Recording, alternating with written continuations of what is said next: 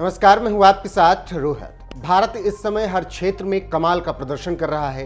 खेलों में भी भारत का भौकाल जबरदस्त तरीके से देखने को मिल रहा है।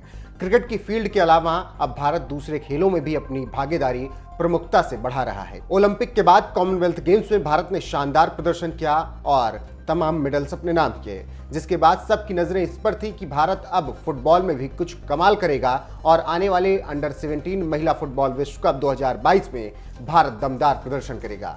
लेकिन यह सपना साकार हो पाता उससे पहले ही बड़ा झटका देश को लग चुका है, क्योंकि दुनिया की सबसे बड़ी फुटबॉल संस्था फीफा ने एक घोषणा करके अखिल भारतीय फुटबॉल महासंघ AIFF को बड़ा झटका दिया है और फीफा ने तगड़ा एक्शन लेते हुए AIFF को तत्काल प्रभाव से निलंबित करने का फैसला किया है।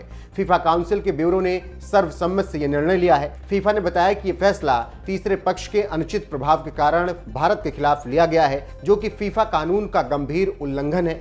मतलब कि तीसरी बॉडी उसमें नहीं आ सकती है, इसीलिए फीफा ने इस पर एक्शन लिया है।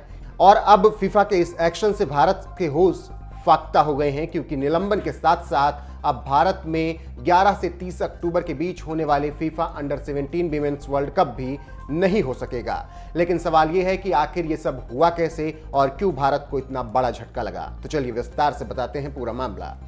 दरअसल पिछले कुछ महीनों से AIFF में सब कुछ ठीक ठाक नहीं चल रहा है। यहां तक कि फुटबॉल फेडरेशन के अध्यक्ष प्रफुल्ल पटेल को भी इसी साल हटा दिया गया और ये एक्शन सुप्रीम कोर्ट के आदेश के बाद हुआ था। इसके बाद एक नई कमेटी बनाई गई और कमेटी ऑफ एडमिनिस्ट्रेटर्स COA का गठन किया गया। बस यही मामला भारत के लिए भारी पड़ गया, क्योंकि फीफा ने नाराजगी जताते हुए कहा कि वो थर्ड पार्टी के हस्तक्षेप को नहीं स्वीकार करते हैं। इसीलिए फीफा ने फेडरेशन में थर्ड पार्टी के हस्तक्षेप की वजह से AIFF को तत्काल प्रभाव से सस्पेंड करने का फैसला कर लिया। साथ ही चेतावनी दे दी कि जल्द ही अगर हस्तक्षेप थर्ड पार्टी का नहीं बंद हुआ तो भारत से FIFA under 17 women world cup के आयोजन को भी छीन लिया जाएगा।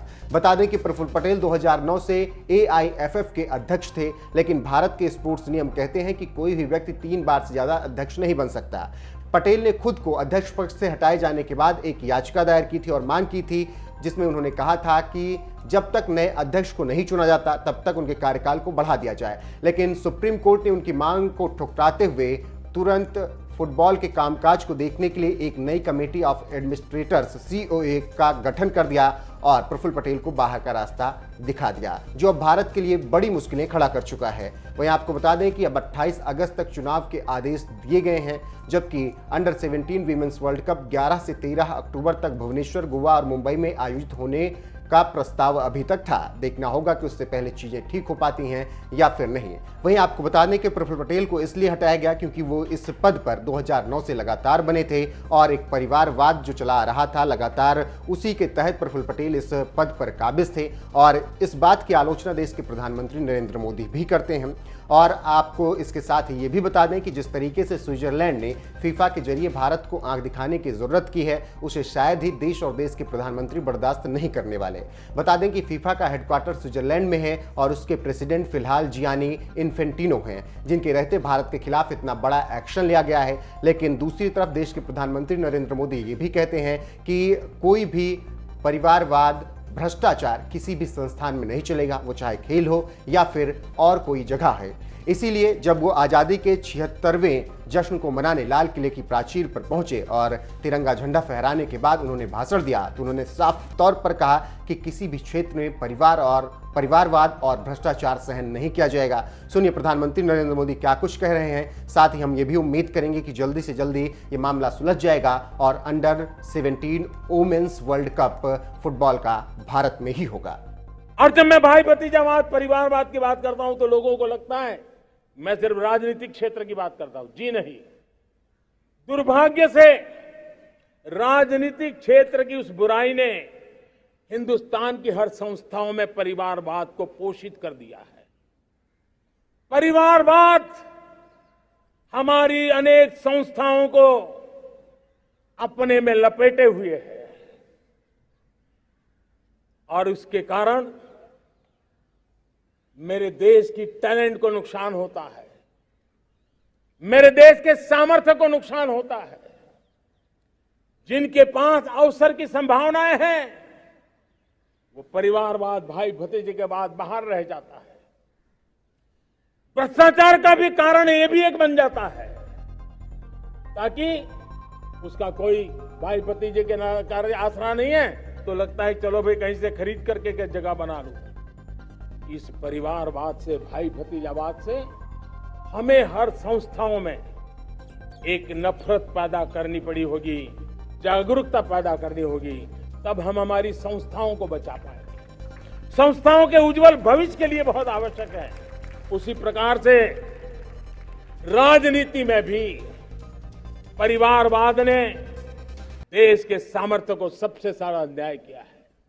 परिवारवादी राजनीति परिवार की भलाई के लिए होती है, उसको देश की भलाई से कोई लेना देना नहीं होता है। और इसलिए लाल किले की प्राचीर से तिरंगे झंडे के आन बान शान के नीचे भारत के संविधान का स्मरण करते हुए मैं देशवासियों को खुले मन से कहना चाहता हूं, आइए हिंदुस्तान के राजनीति के शुद्धिकरण के लिए भी, हिंदुस्तान की सभी संस्थाओं के शुद्धिकरण के लिए भी हमें देश को इस परिवारवादी मानसिकता से मुक्ति दिला करके योग्यता के आधार पर देश को आगे ले जाने की ओर बढ़ना होगा। यह अनिवार्यता है, वरना हर किसी का मन कुंठित रहता है कि मैं उसके लिए योग्य था, मुझे नहीं मिला क्योंकि मेरा कोई चाचा, मामा, पिता, दादा, दादी, नाना, नानी कोई वहां थे नहीं। ये मनस्थिति किसी भी देश के लिए अच्छी नहीं। मेरे देश के नौजवानों, मैं आपके उज्जवल भविष्य के लिए, आपके सपनों के लिए, मैं भाई भतीजावाद के खिलाफ लड़ाई में आपका साथ चाहता हूं। परिवारवादी राजनीति के खिलाफ लड़ाई में मैं आपका साथ चाहता हूं। ये संवैधानिक जिम्मेवारी मानता हूं मैं, ये लोकतंत्र की जिम्मेवारी मानता हूं मैं, ये लाल किले के प्राचीर से कही गई बात की ताकत में मानता हूं, और इसलिए मैं आज आपका अवसर चाहता हूं।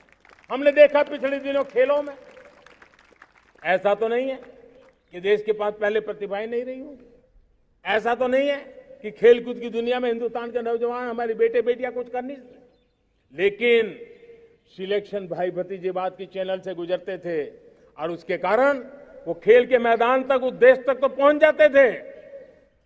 जीत हार से उन्हें लेना देना नहीं था, लेकिन जब ट्रांसपेरेंसी आई, योग्यता के आधार पर खिलाड़ियों का चयन होने लगा, पूर्ण पारदर्शिता से खेल के मैदान में सामर्थ्य का सम्मान होने लगा, आज देखिए दुनिया में खेल के मैदान में भारत का तिरंगा फहरता है, भारत का राष्ट्रगान गाया जाता है, गर्व होता है, और परिवारवाद से मुक्ति होती है, भाई भतीजावाद से मुक्ति होती है, तो ये नतीजे आते हैं।